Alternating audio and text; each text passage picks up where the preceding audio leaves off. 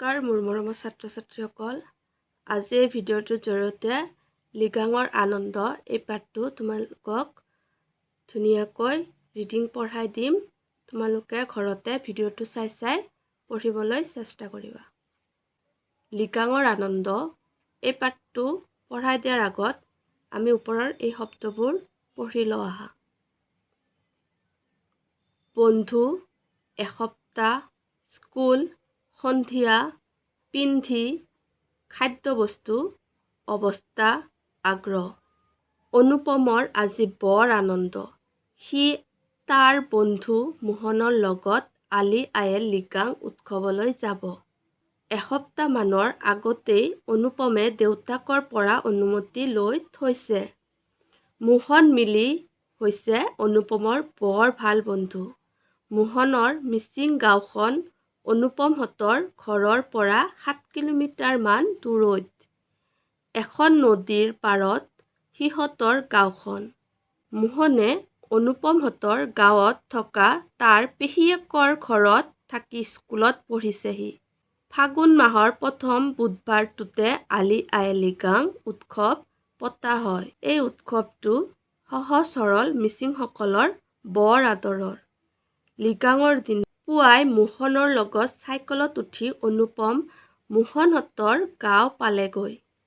মোহনহঁতৰ গাঁৱৰ শাৰী শাৰী ধুনীয়া ধুনীয়া চাংঘৰবোৰ দেখি অনুপম অভিভূত হ'ল।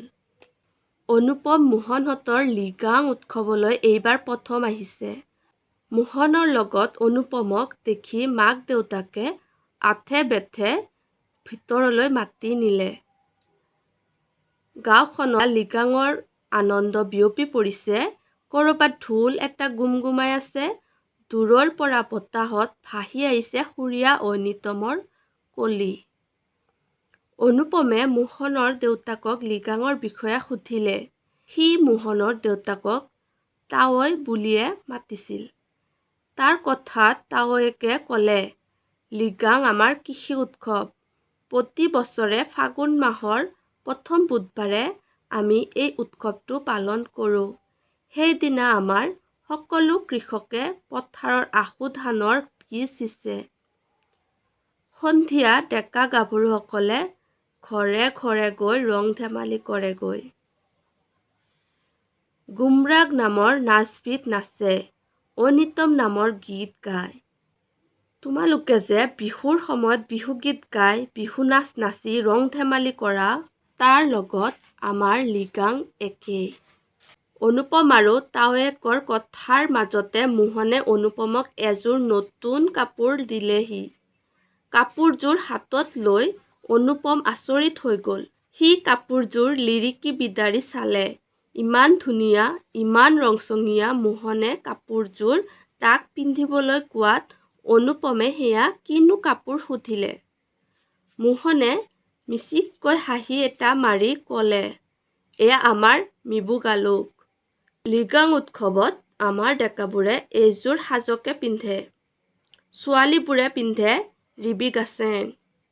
আমি অৱশ্যে এতিয়াও সম্পূৰ্ণ ডেকা হোৱাগৈ নাই। তথাপি আজি মিবু গালোক পিন্ধিম। মোহনৰ কথাত অনুপমে বৰ আনন্দ পালে। লাহে লাহে সন্ধিয়া হৈ আহিল। মোহনৰ মাকে ভাত খুৱাবলৈ অনুপমক ভিতৰলৈ লৈ গ'ল। ভাতৰ পাততো নতুন নতুন খাদ্য। আগতে নেদেখা খাদ্যবস্তুবোৰ দেখি অনুপমে খাবলৈ থেৰু গেৰু কৰিলে। নাখাওঁ বুলি ক'বলৈও বেয়া পাইছে। মোহনৰ মাকে তাৰ অৱস্থাটো দেখি কিবা এটা বুজি পালে। তেওঁ নিজে অনুপমক বুজাই দিলে। এইবোৰ পুৰাং। লিগাং উৎসৱত আমি তৰা পাতত বৰা চাউল দি পুৰাং ৰান্ধো।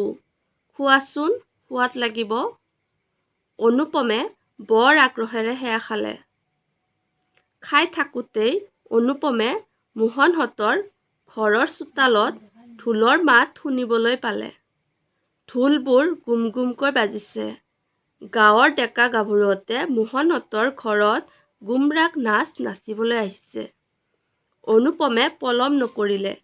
খৰধৰকৈ পুৰাংখিনি খাই সি চোতাললৈ আহিল।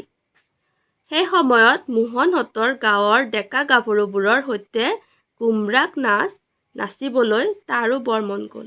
এতিয়া আহা আমি অৰ্থৰ সৈতে চিনাকি হওঁ। আদৰৰ, মৰমৰ, আথে বেথে, বৰ আদৰ সাদৰকৈ অতি চেনেহৰে। সুৰীয়া, সুৰ লগা, লিৰিকি বিদাৰি, ঘনাই চুই লৰাই থকা। ৰংচঙীয়া, বিবিধ বৰণৰ, বিচিত্ৰ বৰণৰ। গুম গুম, ঢোল বজালে হোৱা শব্দ। থেৰু গেৰু, কোনো কাৰ্য কৰোঁ নকৰোঁ অৱস্থা।